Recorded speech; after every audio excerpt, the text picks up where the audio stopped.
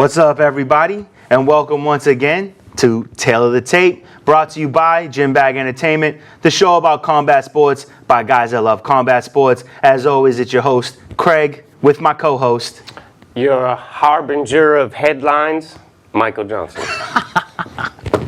Those are never going to get old. I love it. 25th episode, had to have a good one. Yeah, you did. The harbinger of headlines. Awesome.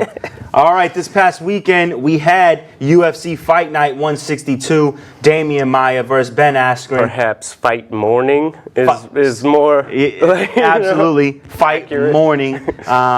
That was ridiculous. I'm getting sick of these morning. You know, late afternoon is okay, but morning, it's a little much for me. Starting at 8 a.m. is a little, Yeah, like I woke up to the main event. I ain't trying to be banging on bacon. You know what I'm saying? Like, what's going on here? So ridiculous. But Fight Night 160, Maia versus Askren. It was Saturday, October 26th. Like we said, 8 in the morning in Singapore, indoor stadium, Singapore.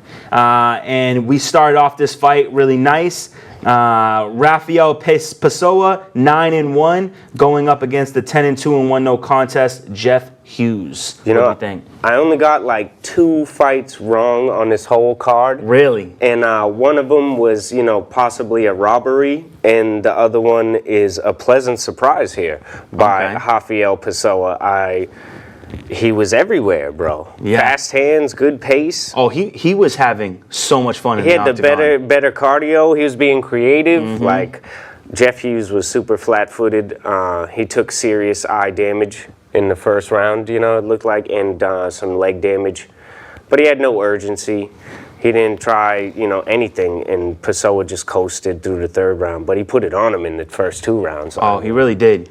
It was fun to watch. Pessoa took a really bad loss to another man fighting on the card, Cyril Gain. Pharrell Pessoa is known as a submission expert and got submitted. Right, quick submission loss too. Lost his zero. So coming in off a loss, and it seemed like he got his head back in the game. Absolutely, showed great striking. Yeah. Didn't let the loss affect him at all, and came in and put on a nice little clinic, especially in the first 2 rounds. Yeah, absolutely. Nice and creative, spinning kicks and everything, even with the big belly. Yeah, I know. And his cardio looked good even in round 3 with the big belly. With the big belly? Hey, man. Those big belly guys can move around. It was good to see. Yeah, and they usually have better cardio than big muscles. Yeah, they said that during the fight, that it's easier to move around the heavyweight than the big muscles. Pointed that out well. Yeah, and good win. Absolutely. Then in the strawweight division, new up-and-comer Loma Lookboonmee, 3-1, going up against the 3-1 Alexandra Albu. And this was a pretty good fight as well. I liked it. Yeah, I've been debating on technique of the week between 2 fights here. And I think I got to give it to... We can do tag team. To Lookboonmee. Yeah. Well, I might give it away twice then, because Lookboonmee with that single collar tie. That was tough. Clinch. Like, every time they engaged in punches, her range was a little too short. She was a little too close to Albu, to land her right hand. I would have liked to see her switch to a inside elbow like that. I think that would have landed over and over. Wow.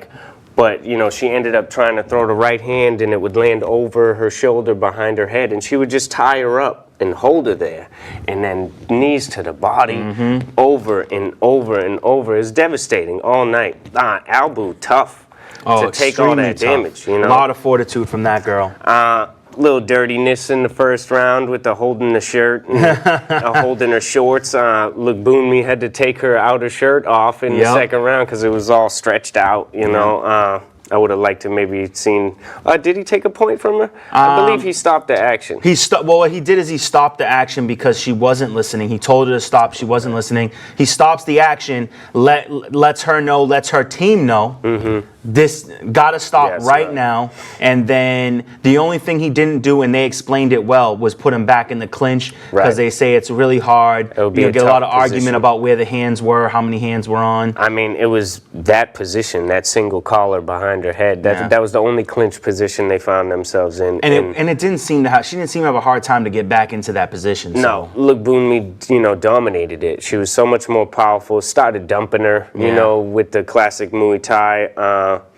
Like Dan Hardy and Felder was saying, I'd like to see her put it together with more mixed martial arts and be able to use those dumps to lead right into ground transitions and ground and pound. You know what I mean? She could be real devastating. She might have ended that fight a little sooner had she had a little bit more. Albu with some pretty good work in the second and third round. Honestly, her head was up in the air too much, taking too much damage. The kicks and the knees were devastating, but she was tough, and she got a takedown late. Yeah. And did some work, and it ended up being kind of close on the judges' cards. It was a decision split. Was it a split decision? Yeah, she got 29. One judge scored it for Albu 29-28. Wow. But Luke Bunmi definitely with some domination. Yeah, I can't wait to see her in some more fights. I'd like to see her progress as a fighter, see where she can go. She could be one of the. She starts finishing people. It's a problem. Yeah, she could be one of the more dangerous girls in the division. All right, in the heavyweight division, Maurice Greene 8-2 going up against 13-1 Sergei Pavlovich. Yeah, Pavlovich. Thank you. Pavlovich with the super right hand. I mean. Oh my God. His jab was going, but the big right hand over the top was hurting him right off the bat. Maurice Greene was trying to throw low kicks. His head was right on the center line though, and Pavlovich was just winging that right hand, crushing him for a good 2 minutes of the first round. Yeah, about that. And then he lands a big jab that dropped him actually.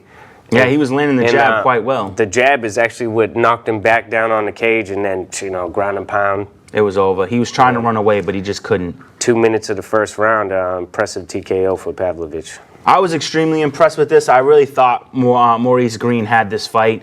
He's been very dominant. His abilities have come a long way since the Ultimate Fighter. Absolutely. And he's been around a while. Yeah. Always improving for sure. So but strike defense bad in that first round. Terrible strike. Matter of fact, bad mistake. The reason why he didn't make it into the finale. No respect for Pavlovich's striking is what it seemed like. Maurice Greene has always had an overconfidence problem, and that's the reason why he lost and didn't make it to the finale in the Ultimate Fighter. The guy he fought to go to the finale put him to sleep, and that guy was a grappler, but Maurice Greene doesn't respect people's punching power. No respect for it, and Pavlovich, with an easy win. Absolutely. It was just quick, no handed problem. decision. And if you watch last week's episode, I called the first round KO, honestly, for Pavlovich. Did you? Yeah, that felt pretty good to see that. I got a lot wrong today, so I'm not even going to brag about anything. I think we both got the next one right, though. Yes, we did. In the featherweight division, Enrique Barzola, 16-4-1, going up against the undefeated 11-0 Movsar Evloev. Yeah, Movsar Evloev. Improved striking in this fight. Yes. Like crazy. He relied on his takedowns to slow the pace a little bit later in the third round, which I thought was real smart of him. But, the spinning back kicks, the kicks to the legs, Barzola was confused in the first round. It looked, he couldn't get the range, but Barzola's gritty. Second round, he comes out, and starts landing a little bit, gets his hands on him. You see a big slam from Barzola. You would have thought that came the other way, so that was cool. Good scrambles on the ground from there, from both of them in the second round. Exciting fight in general. Barzola always tough, but unanimous decision for Evloev here. Yeah, it was a good one. It was definitely a fun fight to watch. A lot of action, a lot of movement, a lot of striking. I think both guys showed great promise, but it was even late too. It was hard to judge the third round. And Barzola was swinging for the fences like he always does. It was a good fight. Good win for Evloev, and look forward to seeing both these guys in the future. Yeah. All right, in the lightweight division, Alex White, 13-5, going up against, is it Raphael or Raphael? Yes, Raphael Fiziev? Yes, Fiziev. Wow, 6-1. How did this one go? Entertaining fight again. Alex White with some great defense, honestly. Like, it looked like, he was definitely outmatched. He's getting worked. Fiziev with incredible counters. His striking was way sharper. Stayed in the pocket, landed, them hooks, the kicks. It was a smart fight, but Alex White, saved himself with his defense because Fiziev was far, far better striker, and he just failed takedowns over and over for Alex White. I do remember that, the failed takedowns. It for a long time, for the first 2 rounds, I'm like getting a little upset with Fiziev because I know his ability as a striker, and I'm like, come on, finish him, put him away, but he could have been maybe a little more aggressive, but I think it was more the defensive Alex White that just, he couldn't be finished. Yeah, but, to be honest with you, I feel like this was the one fight that I really don't remember too much about. So. And then Fiziev with a smart takedown in round 3. It was like a veteran style type of win, being real smart. And he put a lot of shots on him. Fiziev looked great, great unanimous decision. Awesome. And then for the main event of the prelims, fight I really liked, Ronda Markos, 9-7-1, going up against the 7-4 Ashley Yoder. Yeah, Yoder. Yoder? Yeah. All right, Yoder. You always say Yonder, but... Because I wrote Yonder. Yeah. I don't know why I wrote Yonder. This was really good. Yoder looked better than I thought. It was tough to call this one. They gave the split decision to Randa Markos here, but... I got to agree with you. I do believe this was a tough one to call. I think that whichever decision was made would have been okay. Yeah, I mean, Randa definitely controlled the striking, landed some big shots, honestly, power that I haven't seen from her. Yoder ate some shots, but had better wrestling, and her top control was incredible. Was way more, I think, than Randa Markos' striking was. You know what I mean? Like, overall. Yes, I do agree with you. And her, the one thing I loved was when it comes to Ashley Yoder is that when she first started taking those shots, she took a round of shots and immediately perfectly timed a nice little takedown. Her brought it to the were ground. Fantastic. Yeah. And she was always looking for submissions. I found it weird that never stopped on the ground. I mean, transitioned over and over. I mean, Randa was okay, transitions from her back, but I would have gave Yoder the first 2 rounds, I think, and Randa with the striking later had the better cardio in round 3. Yoder started to fade a little bit, but Randa Markos with the split decision here, I did call it for her. You did? I called it for Yoder because I've really liked her. She's been improving with every fight. But I think Ashley Yoder should have got this decision, honestly, with the wrestling and the top control. All right, well, maybe we'll see some more fights from her in the future. Right. I'm looking forward to it. Now we start the main card. Muslim Salikov, yep. 15-2, going up against the 9-1 Lorraine Ostara Poli. And this was an excellent fight. Yeah. Lorraine Ostara Poli, hard to finish. Muslim Salikov with the decision win here. I thought he would get it. I thought he would have the better movement, and Staropoli looked so good bouncing around, but he was just an inch away on all his strikes, it seemed. He was short on every punch. Yeah, Muslim was just right outside of the range. And he used it well, the range. Good kicks. Hurt Staropoli with a punch in the second round, I think it was, and couldn't put him away because the good movement by Staropoli. But I think this might be like 3 losses in a row for Staropoli, is it? Or was he on the upswing before this? I thought he had won his last fight. I know Muslim's on a 2-fight win streak at the very least in the UFC. Oh, sorry, yeah. Staropoli was 2-0 in the UFC. Yeah. But in Muslim. Well, yeah, because he's only Muslim was 3-0 in the UFC. Yeah. But 2 good guys meet each other, and both of them are usually finishers, but neither could hurt the other too much, except for the second round where Staropoli got rocked. But besides that, kind of coasted through the the third round, and Muslim fought a little safe, comes away with the unanimous decision. Awesome. And in the heavyweight division, Cyril Gane 4-0 going up against the 6-2 Don'Tale Mayes, and I really like this fight. I think from here it was pretty technical for the rest of the night. Yeah. Excellent fight. Cyril Gane and Don'Tale Mayes with a wicked technical fight here. Don'Tale Mayes took a ton of shots. I thought he was finished in the first round. I mean, he took such a beating to the body, to the legs. He's so tough. And I think he was still in it, the whole time. Mm-hmm. I think, Cyril knew he was still, dangerous, but pressured him. Gane pressured him all night. Almost finished early.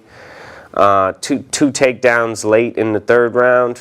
And looks at the clock and decides, I can't just come away with a decision here. I want to just... A man who truly believes you cannot leave it in the hands of the judges. I just doesn't trust no judges and just says, I need to get this finished. And couldn't put Mayes away with the strikes because he was too tough.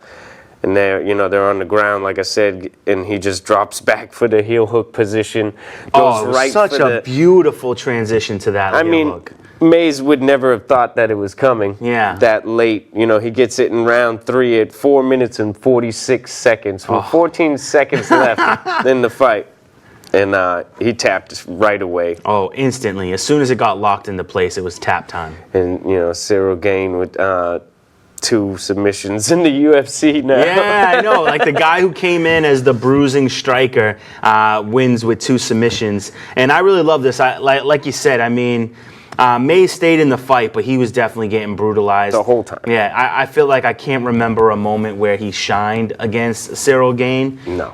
But to come away and go for a submission with less than 30 seconds on the clock and go for it and get it, that to me was exceptional. And really was able to showcase his striking for 3 whole rounds almost, you know what I mean? And to really show us that he is complete, Yeah. And, man, he matches up awesome with any heavyweight, man. What makes me think of, even though the fight was going the opposite way, is first fight, Anderson Silva versus Chael Sonnen. The first fight, Chael Sonnen, top control for 5 rounds, and with 1 minute and 30 seconds left, Anderson Silva throws his legs around, puts him in a triangle, and just taps him out. And I'm like, what? Yeah. Like, what? Have you been able to do that the whole time, bro? Was you just, playing with them? Serious. He just was like, give me that leg. Yeah. Just give it to me. You're done now. Locking it up. Time for you to tap. No, there's only 15 seconds left. I got to tap you out. He wanted the stoppage from strikes. He wanted the TKO, but he couldn't get it done. Don'Tale Mayes too tough. Way too tough. But, that was a good one. I just, thinking of all the heavyweights that he could fight. Oh, man. Thinking about it, the person I'd like to see him go up against in the top of my mind is Alistair Overeem. Yeah. Both big guys, and he wants to put someone away, and there's no one who gets put away easier than Alistair Overeem and his glass chin. If you want to see a good, quick one. Yeah. A good finish, put him up against Overeem. But Overeem is a tough kickboxer. He's no slouch in the fighting. He just has a glass jaw. Probably end up taking him down and tapping him out. That would be amazing. That would be amazing to see him tap. So, we'll see what happens with that. In the lightweight division, Frank Camacho, 22-7, going up against the 16-4-1 Beneil Baruch. Dariush. There you go. Great fight. Super technical. I said in the lead up that Dariush was better everywhere, for sure, because Camacho's pretty much a brawler. Yeah. That's it. He comes out to swing, and that's it. But Dariush with way improved striking. He looked like his strength and conditioning was on point. And here's where I was thinking about giving the technique of the week again. Okay, here we go. Off of a thing that you recently commented in a episode where fighters often entry on the single leg, and then they want to back you up against the cage to get the double leg. Yeah. And if they can't get it, they're in the stalemate. And why not go for a trip especially if you pick that single leg good and you're pushing him back and he's jumping on one leg. Where's the trip? Inside or outside? There it is. Dariush used it on the inside so beautifully that Camacho lands sideways, tries to stand up instantly, and Dariush instantly takes his back and slaps on a body triangle, and he was instantly in deep danger. Deep danger. I mean, I remember. 2 minutes into the fight, and he didn't even have to strike much from the top. He landed some good strikes on the feet before he shoots for the takedown as well. And once he's got his back, he rolls over, sinks. He doesn't get the choke under the chin. No. But I don't know if I ever seen anybody have somebody's chin so hard locked in it. He was going to snap his jaw. Oh, it looked hard. He just dedicated all his strength to pulling on his chin since he didn't want to give him his neck, and it was incredible. I would have tapped. I know. That looked terrible. Yo, it looked like the most painful. He flattened his whole face. It was terrible. Yeah, because I mean, your jaw, man, it's only hooked on back here, man. You just crack that shit right off the hinges, man. In the way that he was pushing it down, it would have like pushed it forward. Man, that would have been brutal. See someone's jaw just unhinged. He might have cracked some teeth out just squeezing them like that. Tough one. Great, quick win by Dariush. Man. Yo, I've said it before, I'll say it again. It's gotta suck when you prepare as long as you prepare for a fight and then to get beat in the first round. 2 minutes. 2 minutes. Where you did nothing. I don't know if Frank Camacho landed a strike at all. I think Dariush took him in the stand-up, no problem. Yeah. Landing shots, and then shot that single leg, got the inside trip, and took his back, and cranked his chin until he tapped. Yeah. That's a tough one right there. Yeah. It's a tough one. That's a disappointing one. All right, and then in the lightweight division again, Michael Johnson, 19-4, going up against 22-9, Stevie Ray. And this fight was excellent. It was. If the main event wasn't so good, this would be fight of the night. But this is a tough one. It is a real tough one. The decision, I can't agree with. Stevie Ray comes away with a majority decision here because the judges rather seen round 2 as a draw, and Stevie Ray got, I guess, the third round. The third round, definitely. He definitely got the third round. All across the board. Yeah. And one judge gave him the first, so... there he goes with a win. Yeah, that was I don't know. Crazy. I think Michael Johnson did well. He used his good counter hooks like he normally does. The striking was good. Stevie Ray was pretty okay, though. I mean, he was not terrible. He had a good jab up the middle, good leg kicks. He ended up taking his back in round 3, you know what I mean, and had some real control there. I think, Michael Johnson for sure takes the second round. I don't know how they had that one tied, that round as tied, but he for sure took that. The body punches were huge. Yep. The kicks too. Round one's up in the air. Honestly, I can't. You think so? I don't know how to judge that one. I felt like Michael Johnson won the striking exchanges in both the first and second round. The significant strikes in the first round actually was in favor of Stevie Ray. Really? Yeah. But he came away with more damage. I do remember going into the second round, his face was already busted. Yep. You know what I mean? And then what about aggression and octagon control? Right. They were kind of meeting all fight, honestly. I don't know who held center, to tell you the truth. They were kind of meeting there. So, I don't know. I kind of think that Michael Johnson did take his foot off the gas late. Oh, he definitely did. So I think that might have swayed the minds of the judges towards Stevie Ray. Yeah, and I think that he thought he won. I think he thought he won the first 2 rounds, and so he said, as long as I don't get tapped. Right. So I think that's a bad idea on his behalf, especially as, a veteran. You can't fight not to lose. You got to fight to win. And Stevie Ray comes away with the majority decision here. I don't like it, but it is what it is. It is what it is.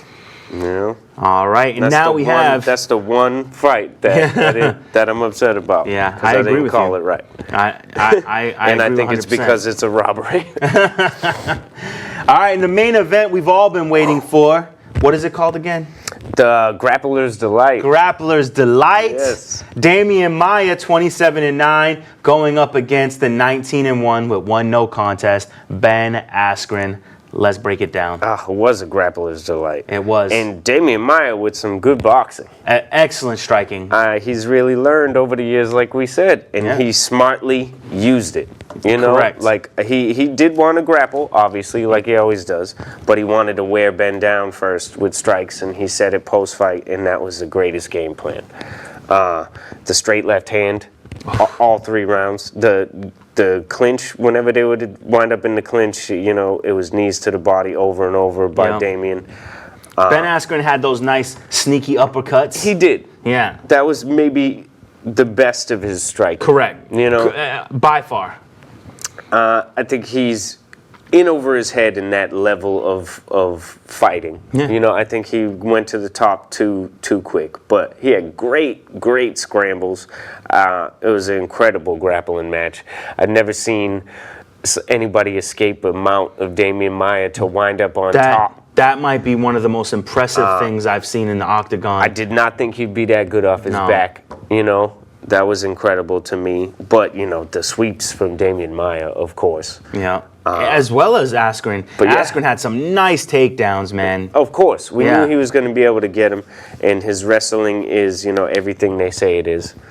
And, but his top control was also real good. But Maia didn't care. I mean, submission after submission attempt anytime they were down. And he was in real danger every time they were on the ground. Ben Askren knew that. And so I think that's why he was kind of, you know, okay with letting it be on the feet. And Maia was happy to oblige that. And Maia looked like a boxer. He did. Against Ben Askren. And the more he landed as the rounds went on, he felt better and better and looked fantastic. And he's 41 years old. It's crazy.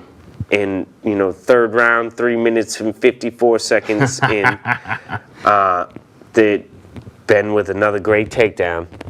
But Demian switches him again, using the heel hook sweep to switch him. I thought for a second, like, oh, we're going to get a Cyril gain again? You know? But instead he uses it to get on top. Yep. And at that point, Askren don't got the energy to fight the mount off. Again, he gives up his back. Locks in the triangle. And, puts a body triangle in, and it was over. I was like, oh, it's a moment of time, matter of time. He's fighting for hand control, and it was so awesome. I punched it through. You know, Ben has his left wrist, and, Demian pushed it real fast to the left to break the control, and then just slipped it in. Yes, and from what I didn't even get a full lock on him, just was pulling forearm to wrist and just squeezed and from what I understand, everything he had. He was pulling the lock from what's normally the opposite side that you're taught to fight it from. Yeah. So that's not something I knew beforehand, but from what I understand, he went to the opposite side. Custom submission. Yes. Really. Just for Ben Askren. Just however he could get that arm under the neck, and once he felt that neck, it was like, I ain't letting this go. I'm just gonna pull as hard as I can, and Askren tries to tap. He tries to hold on for as long as he can, and then it was one tap in the sleep. It was beautiful. It was just done. What a great fight. Grappler's delight. Did not disappoint. It was absolutely that. Very exciting matchup. You couldn't ask for a better grappling exchange between these two guys. And, as much as we dislike Ben Askren, hats off for what he was able to do. What a fight. Against such an incredible grappler. Yeah. So we'll see what happens. And let's just take that right into the news about Ben Askren. Oh, yeah, absolutely. We got a big interview with the man Ariel Helwani that, I'm going to take his job someday. Let's hope. Ben Askren says that he'd be lying if he didn't say he wasn't considering retirement after that loss. That's crazy. Why would he do something like that? Right. He also said in the interview that he never loved fighting in general, but that he loved winning every fight. And then when you're constantly winning, you can love that. Yeah, you know exactly. what I mean? And that'll keep you motivated to win. But yeah, he never loved fighting just in itself. So but Tyron Woodley spent some time with him, and I seen an interview with him, and he says that he ain't retiring, and I don't think so either. I just think he needs a little bit lower, little lower competition. Build up not only your confidence but your abilities, and Build then up go your on. ability. I'm not saying you gotta start dancing around and being a striker, but you gotta figure out how to use striking to use your own weapons. Yep. You know what I mean? Or it's not gonna fly in the UFC. Exactly. And when your wrestling is that good, you can spend more time working on your boxing and your head movement. Absolutely can. So I'd love to see him come back, humble himself a bit. I know he's in a weird place mentally probably right now. He's got to be in a devastating. To go from never losing to going into a new venue and losing back-to-back fights, and your only win in the UFC is extremely controversial. Absolutely. Super controversial. It's a tough one. Yeah. I don't know. We'll see where he goes from here, I guess. Absolutely. Some results before more headlines. Yes, let's do it. Pretty much just headlines anyways. Just results from Bellator. Rory McDonald loses his belt in a unanimous decision to Douglas Lima. The man who knocked out Michael Venom Page. Boring fight. No, Lima was good. Good jab, good kicks, of course. But if it Rory was in McDonald UFC, would have been least of the night. Okay. But it would have been a prelim main event. Okay. I feel you now. Rory McDonald had no answer. Failed takedowns all night. Douglas Lima. This was the Grand Prix as well as for the World Championship. It was a Grand Prix final. Douglas Lima with 2 shiny belts and $1 million cash. Wow, that's pretty nice. And a hug from 50 Cent at the end of the show. Bonus, bro. Way to go. Yeah, man. It still drives me crazy to find out that Rory McDonald's the champ in the same weight class as Michael Venom Page. Yeah. But Venom Page never fought for the belt. Well, he was in the Grand Prix, but he lost to Douglas Lima. Yeah. So Lima stole his title fight here. There you go. Yeah. That's how it happens. That's how it goes. Frank Mir fought Roy Nelson. Unanimous decision for Frank Mir. It was a good one. Inside leg kick over and over. Yeah. Roy Nelson, the only really reason that it's relevant is because, Big Country decides it's time to retire. Oh. And says he's done with mixed martial arts. Okay. So, seems like it's time. Yeah, thanks for the entertainment. Yeah, I always liked. I like Big Country. That's I why like Big Country because he could just talk about his fight. ONE FC, Donna Valor. It was a smaller event. I think we saw their best events in the summer, kind of. You know. Okay. And I think they're kind of calming down a bit now after that big one that just passed with all the championships. But we did have some belts on the line in the kickboxing lightweight division, World Championship. Regine Earsall gets a unanimous decision over Nikki Holtzkin, who I really thought could have got it, but Holtzkin gassed after the second round, got dropped multiple times. Earsall had the long range, diverse attack. It was fantastic. Gotcha. Keeps the belt.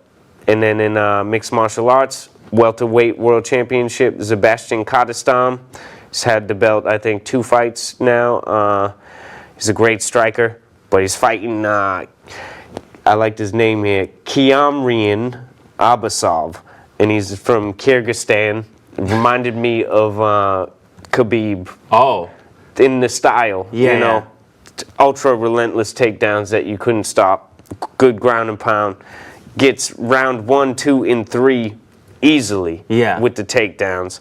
And Kadestam, though, somehow turns on the gas and easily takes round 4 and 5, but he couldn't put him away. Oh. Terrible. Oh. He's landing shot after shot at the end and couldn't put him away. And hats off to the ref, you know what I mean? Because he wasn't out. And he just couldn't knock him out. Wow. It's terrible. So he could have, the only thing he was easily beating him. If they could have went a couple more rounds. Yeah. And Kadestam had the energy, you could tell. It was crazy. But Yeah. Wow. Loses his belt here. Unanimous decision to Kiamrian Albasov.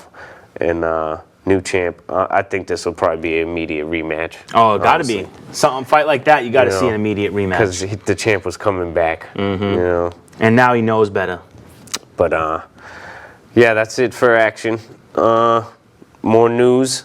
Paulo Costa with the bicep injury, had surgery, out for 8 months. Oof.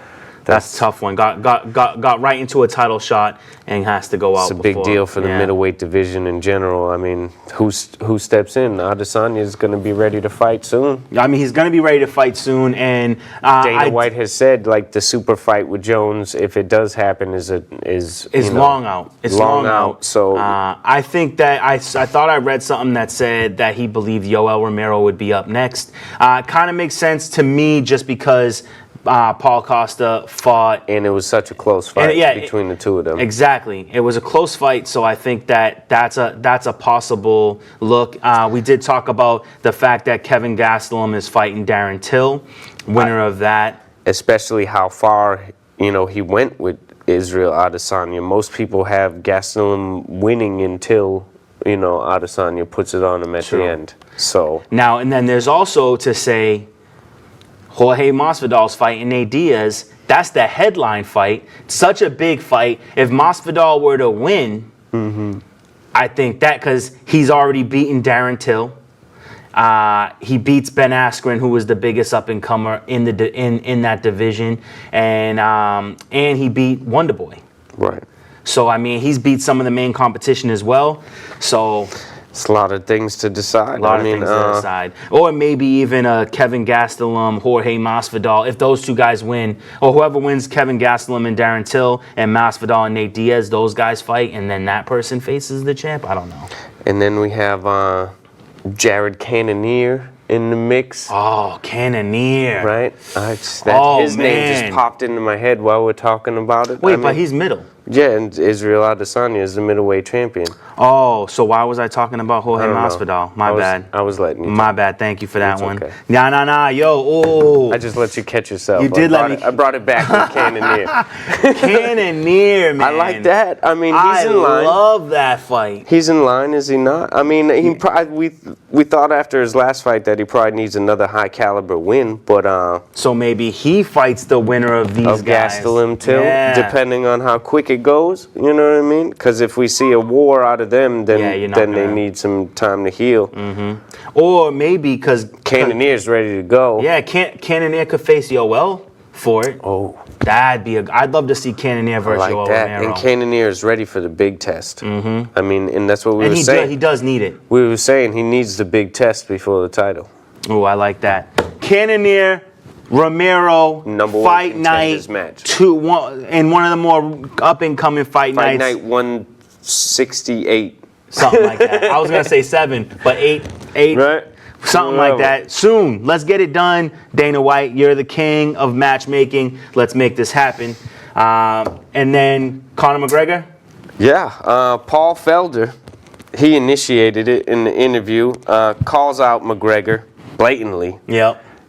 Says that all his talk makes the Irish fans, not like him so much anymore. As he had like a nation behind him before. Yeah. He says that the Irish nation is not behind him like that. Oh, wow. And he would like to see who the Irish people would follow if it was the Irishman versus the Irish American. Okay. And I like that fight, though. The more I've thought about it, I really like that fight.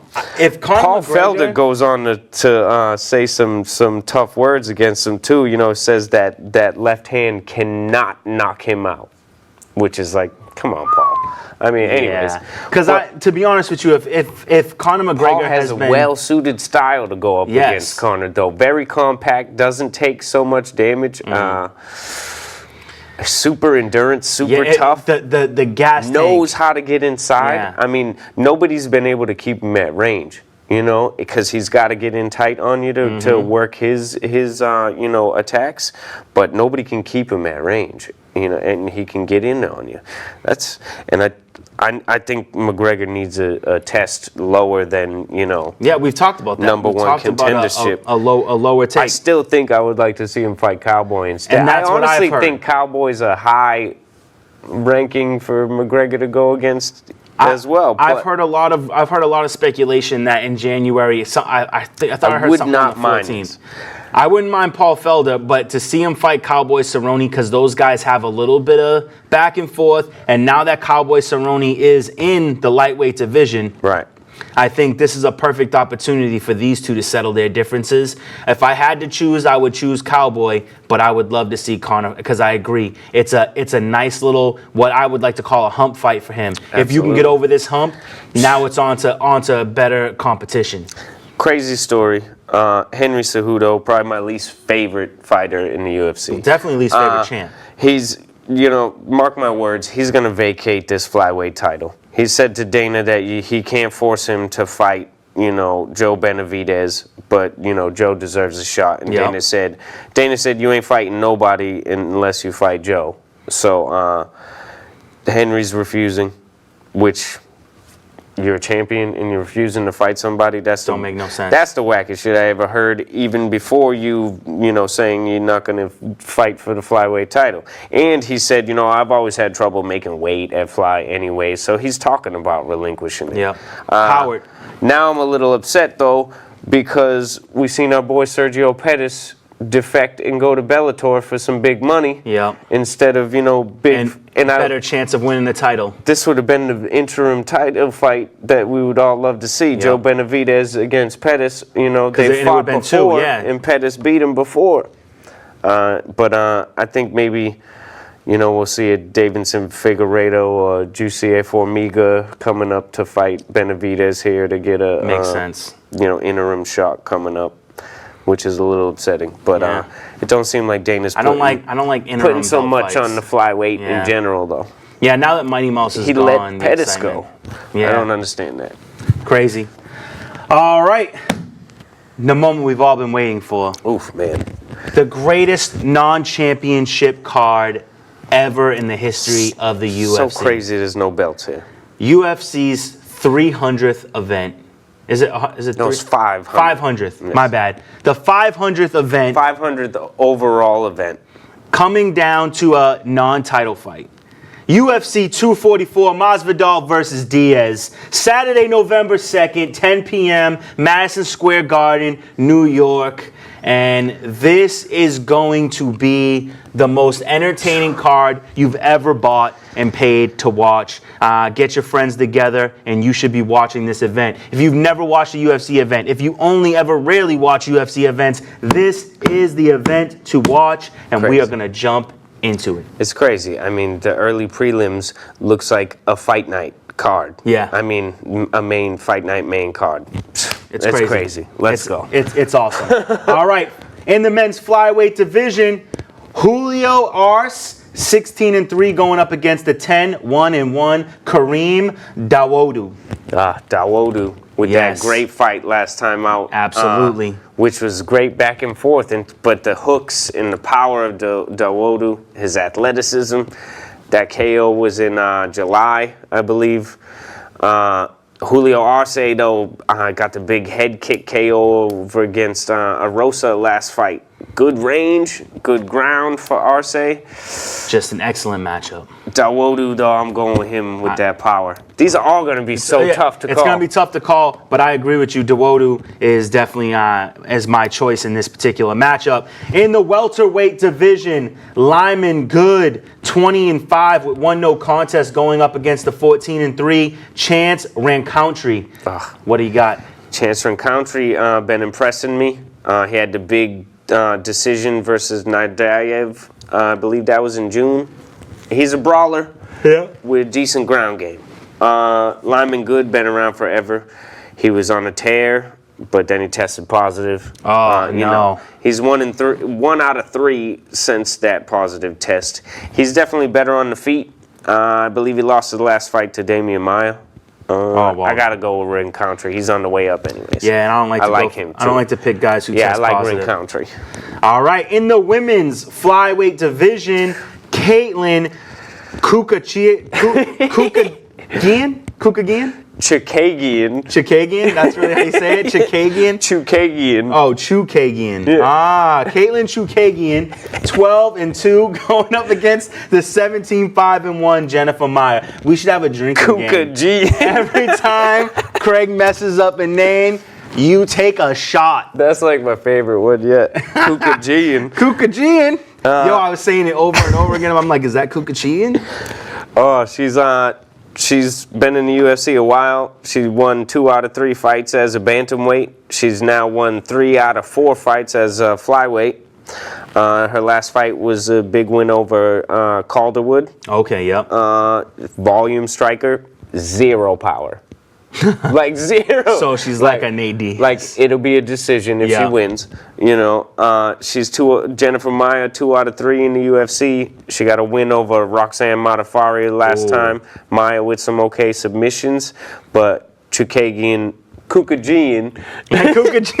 she got enough grappling to hold her off and probably put 280 strikes on her face that won't hurt anybody and get a decision.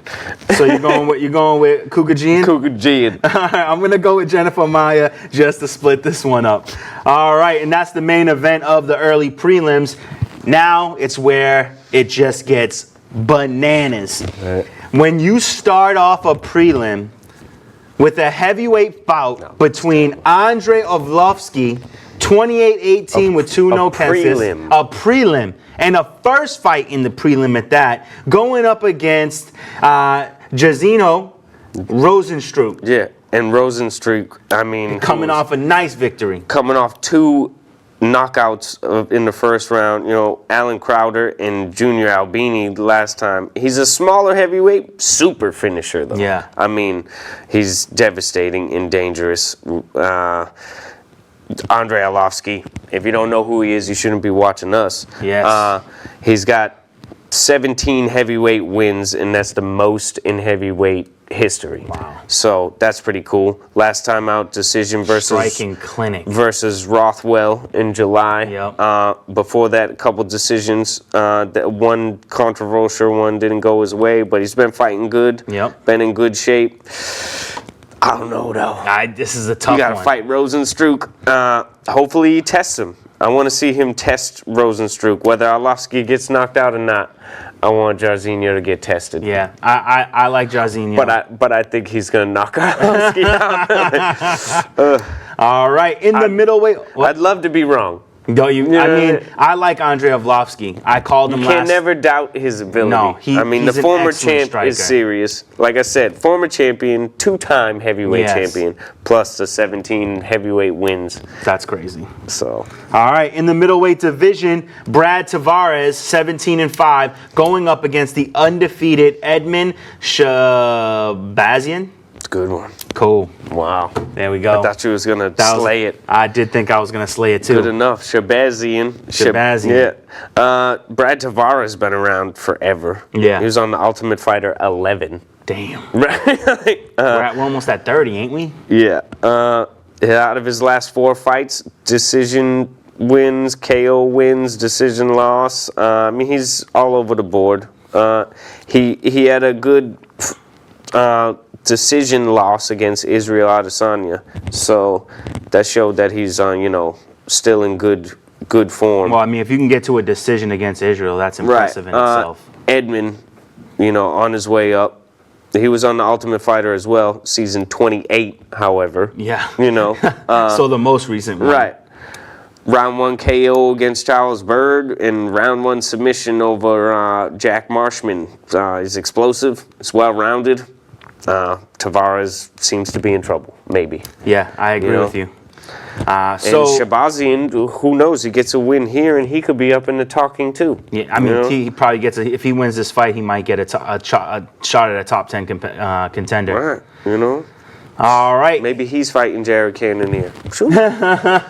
In the featherweight division, Shane Burgos, 12-1, going up against the 15-3 Makwan Americani. Nice. All right. Thank you. Yeah, I would have got you in Burgos wrong if I'd never heard somebody say it before. I wanted to say Burgess, you know? You know what? Dated someone with the last name Burgos. Oh, is it? Yeah. Because I had to hear somebody say it. You know? Decision win last time against Cub Swanson. Tough split decision. Before that, he got knocked out by Calvin Cater, my boy. Burgos is all right. He's back and forth with Cub Swanson. Nothing special on the striking. Makwan Mirakani is up and down in the UFC. Last time out with a submission over Fishgold, Chris Fishgold in June. I don't know. It's a tough one. I gotta go with Burgos. I was thinking of Mirakani, so let's split it up. All right, let's split it up. And then, you know, I don't know. I love this fight. I think so too. This fight is is exciting to me. You know, every fight from here on out has the opportunity to be fight of the night. Crazy. And it starts right here. Corey Anderson, 12-4, going up against 17-3, Johnny Walker. Johnny Walker coming back for his first fight from injuring himself on a celebration. After his worm celebration that dislocated his shoulder like an idiot. So now he's back, and we couldn't ask for a better matchup right here. Corey Anderson. Ultimate Fighter 19. Yep. You know, so he's been around. 3 decision wins in a row lately, though. Patrick Cummins, Glover Teixeira, and Alir Latifi. Those are some serious names. Serious names. Good wrestling and decent hands from Corey Anderson, and always improving on the striking, too, which I like. Johnny Walker, you know, the shoulder. But before that, 3 KOs in the first round. Wow. In his UFC fights. He came from the Contender Series, and he's got 3 Performance of the Night bonuses, too, for his knockouts. Wow. His last KO was against Misha Serkonev. You remember the crazy grappler at light heavyweight who went down to middleweight because of being knocked out by Johnny Walker, and who was an incredible grappler, so I think that nullifies Anderson's good wrestling there, and Walker's fast, man. I don't know. Corey Anderson's probably in trouble here. It's a tough one because Corey Anderson's been fighting really well. If the veteran can slow him down and take that pace away from him, you know, and make him fight at his pace. If Anderson can take his pace, then he can definitely win. I've been liking Johnny Walker. But I want Johnny Walker to win. I want him to win because he's been on it. He's working his way up. Yeah. He's got to get to that. You know, maybe he's the next guy to fight Dominic Reyes. I was just thinking if he gets another first-round knockout. Whoever wins has to fight Reyes. If he gets a first-round knockout of Corey Anderson, then he's got to fight Dominic Reyes. Yeah. And then John Jones has to fight the winner. Whoever wins. You know, like... Either one of these guys. If either one of these guys wins, they go up against Dominic Reyes. The winner fights John Jones. No doubt about it. I like it. I think for Corey Anderson to go against Reyes, after he would have to win, you know, good. He has to win well. Yeah, you know what I mean? yeah. It has to be a stoppage. Okay. For him to get a fight against Reyes, you know? But if Johnny Walker wins, it's probably going to be a stoppage. Got it. So, yeah. You know? All right, now into the main card where it just gets better and better. That was the main event of the prelims. Yeah. This is a main card. We just read you a main card of any fight night that would ever happen. So we'll see what happens now. In the lightweight division, Kevin Lee, 17-5, returning to the division. Yeah, we do. Going up against Gregor Gillespie. Gillespie got 6 wins in the UFC in a row. Okay. Power, KOs, or submission. He's a good wrestler. Kevin Lee bouncing from lightweight to welterweight. I don't know. But Kevin Lee has always been a number 1 contender. I love his wrestling. I love his hands. I can't put my faith in him, though, and I like Gillespie. I'm going with Gillespie. All right, let's do it. Lee's been letting me down every call that I pick on him. All right, heavyweight division, Derek Lewis, 21-7 with 1 no contest, going up against 18-2 and 1 no contest, Blagoy Ivanov. Yeah, this is a tough one to call. This is another tough one to call, but I love Derek Lewis is my favorite heavyweight. Yeah, you know, I lean towards him, but he's had some bad luck. Mainly on the ground, you know, and Blagoy has solid wrestling background. But when Derek Lewis decides he wants to stand up, he stands up. And I think his hands are probably better than Blagoy, but he had great hands last time out against Tuivasa. But Tuivasa sucks. Yeah, but Tuivasa got fast hands. Yeah, but he also turned into a submission. He did. Yeah. Yeah, I gotta go with Derek Lewis. Yeah, it's true. Yeah. In the welterweight division, trying to find his way back to the winning circle, Stephen Wonderboy Thompson, 14-4-1, going up against the 17-6-1 Vicente Luque. I'm a huge fan of Luque. I'm really behind him. Huge fight over against Perry last time out there. What a great war that was. He's got 6 wins in a row.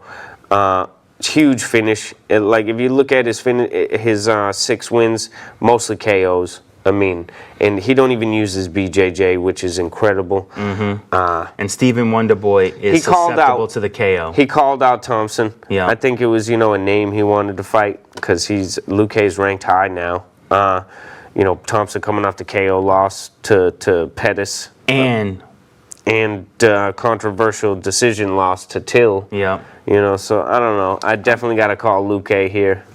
I like Vicente Luque a lot. I think Wonderboy is coming back for this victory. I'm going to give it to him. We'll see. Yeah. All right, in the middleweight division, Kevin Gastelum, 15-4 and 1 no contest, going up against 17-2-1 Darren Till. Both guys coming off of losses. You always murder Gastelum's first name. It's Kelvin. Oh yeah, Kelvin. It is Kelvin. And you always call him Kevin, but that's all right. Yeah. Like I said, pushed it with Israel Adesanya. Maybe the best fight we've seen with Adesanya. He beat most middleweights except Chris Weidman. Yep. That was the submission loss to Weidman was his only bad loss. Darren Till had to come up from welterweight. I think he looks small from middleweight. Great unorthodox strike variety. Yeah. I do like his style. He's good everywhere. He's a workman fighter. Losses to Tyron Woodley and knockout to Masvidal. Yeah. Big time last fight. I think Gastelum's got more power. Maybe the faster hands, more active. I think if he puts pressure on him, he should win this. All right, I'm going to go with Till. Yeah? I like Till in this fight. I want to split it up. And now let's just hit this main event while we have the time. Jorge Masvidal going up against Nate Diaz and some friendly fire. This is a thug matchup. For the BMF title. Yeah, for the BMF title. They got a belt made, they swear. Did they really? And The Rock is going to put it on the winner. Oh, my God. Yes, The Rock is coming to the show just to put it on the winner. And I swear to God, I think that's a big this deal. needs to be real. It's a big deal. This needs to be real. A BMF title that can switch between divisions. I like the idea of having more titles like the Grand Prix that they do and other, give them a chance to get just a little more fun. Incentives. A little fun. This is going to be an excellent fight, though. Diaz coming back with that great win over Pettis. Yep. I mean, he's beat everybody. Beat Conor McGregor on 11 days' notice. Yep. He's long, he's perfectly accurate, and he has perfect range. And, maybe not powerful, but he's perfect. And a ground game to rival Can't anybody. beat that. Masvidal is not going to submit him, obviously. Nope. Masvidal's the best he's ever been in his long career. Best boxer in the UFC. He's probably stronger. Definitely more explosive. Yep. Definitely a better strike variety with the kicks and the punches together. And both these guys with serious gas tanks. Serious gas tanks here. So hard to call, because Nate don't get knocked out. Yeah. Has he? I think he's been TKO'd once, I think right? he's got one KO loss. For the sake of time, I just got to go with Masvidal. I can't disagree with you there, my friend. Masvidal is my favorite fighter in the welterweight division. I don't see how Nate can get through him, Yeah, I mean, it's going to be great. I don't know that there'll be a finish here. One thing we can guarantee you in this fight is it will not disappoint you. This will be exciting. I don't know that there'll be a finish. I think we're going to get 5 rounds of incredible both of war. them beat up. You know? It's going to be devastating. They might have to go to the grappling. We'll see what happens. Crazy. All right, we're out of time. So until next week, we'll see you in the octagon. Have a good night. Watch it.